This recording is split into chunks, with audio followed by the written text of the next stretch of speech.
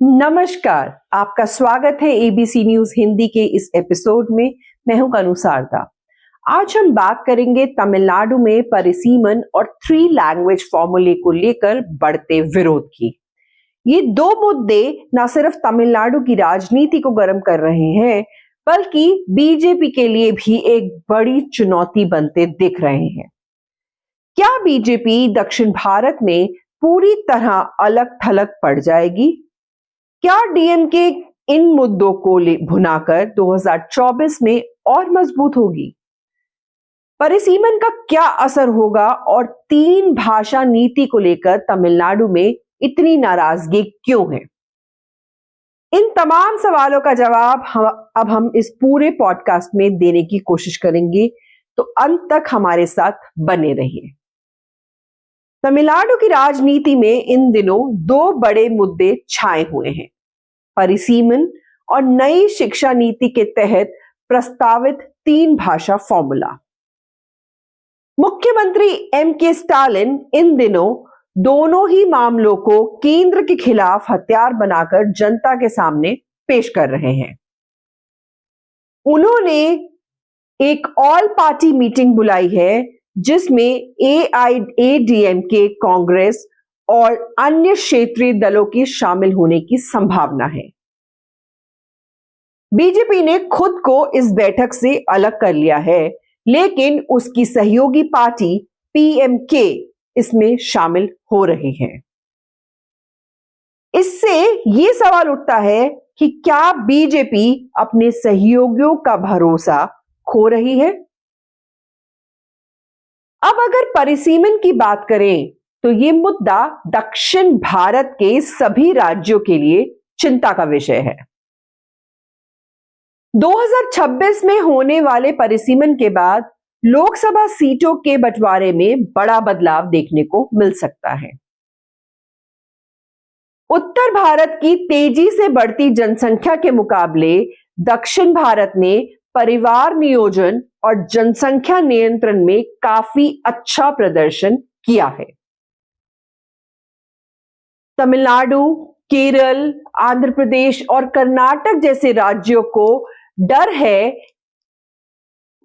है कि परिसीमन के कारण उनकी लोकसभा सीटें कम हो सकती हैं और इससे केंद्र में उनकी राजनीतिक शक्ति कमजोर हो जाएगी। केंद्र सरकार का कहना है कि परिसीमन से किसी भी राज्य की सीटें कम नहीं होगी, बल्कि यह प्रक्रिया संविधान के तहत की जाएगी। लेकिन तमिलनाडु और अन्य दक्षिण भारतीय राज्यों का मानना है कि जनसंख्या नियंत्रण में अच्छा प्रदर्शन करने के बावजूद अगर उनकी सीटें घटती हैं तो ये उनके साथ अन्याय होगा। स्टालिन इस मुद्दे को तमिल अस्मिता से जोड़ रहे हैं और जनता को समझा रहे हैं कि केंद्र सरकार तमिलनाडु की राजनीतिक ताकत को कमजोर करने की कोशिश कर रही है। अब बात करते हैं 3 भाषा नीति की।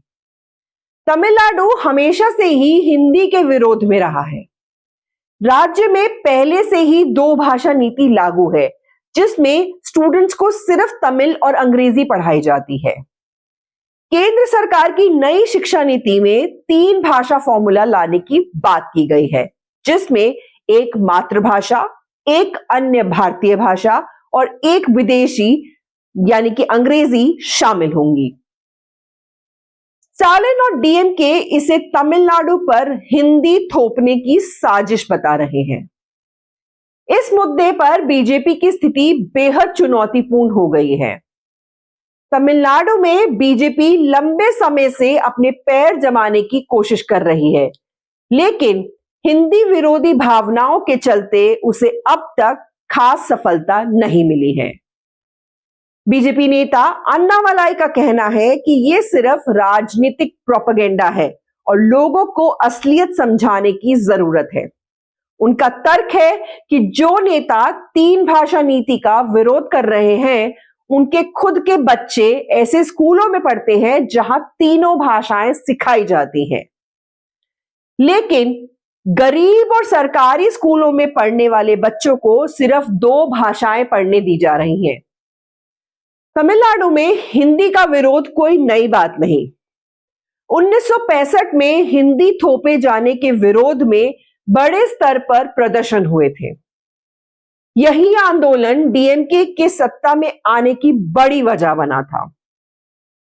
उस समय से ही तमिल अस्मिता और भाषा की राजनीति राज्य की राजनीति का मुख्य आधार रही है। 2019 में भी जब तत्कालीन गृह मंत्री अमित शाह ने कहा था कि भारत की एक भाषा होनी चाहिए और वह हिंदी हो सकती है, तो तमिलनाडु में इसका बड़ा विरोध हुआ था। परिसीमन और भाषा नीति का मुद्दा डीएमके के लिए राजनीतिक रूप से फायदेमंद हो सकता है। स्टालिन लगातार इसे तमिल पहचान और स्वायत्तता के सवाल से जोड़ रहे हैं। उनका कहना है कि अगर परिसीमन लागू हुआ तो तमिलनाडु और अन्य दक्षिण भारतीय राज्यों की संसद में भागीदारी घट जाएगी।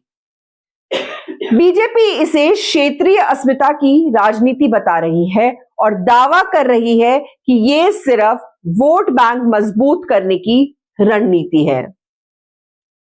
अब सवाल उठता है कि इस राजनीतिक लड़ाई का असर 2026 के चुनाव पर कितना पड़ेगा। अगर बीजेपी तमिलनाडु में पैर जमाना चाहती है तो उसे इन मुद्दों पर संतुलित नीति अपनानी होगी।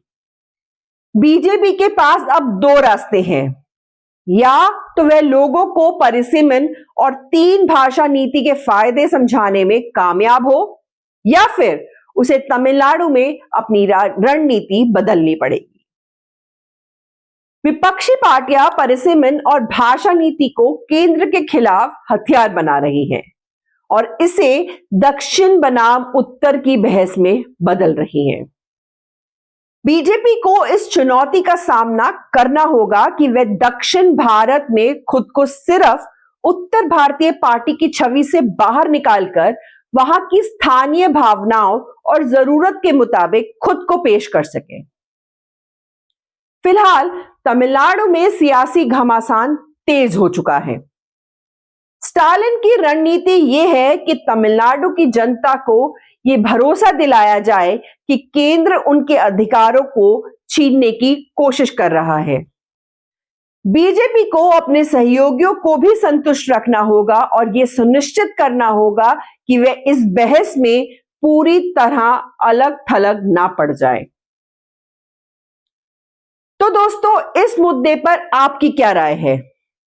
क्या बीजेपी तमिलनाडु में अपनी पकड़ मजबूत कर पाएगी, या डीएमके इन मुद्दों के जरिए बीजेपी को पूरी तरह बाहर कर देगी? अपनी राय हमें कमेंट में जरूर बताएं। यह था आज का हमारा स्पेशल पॉडकास्ट।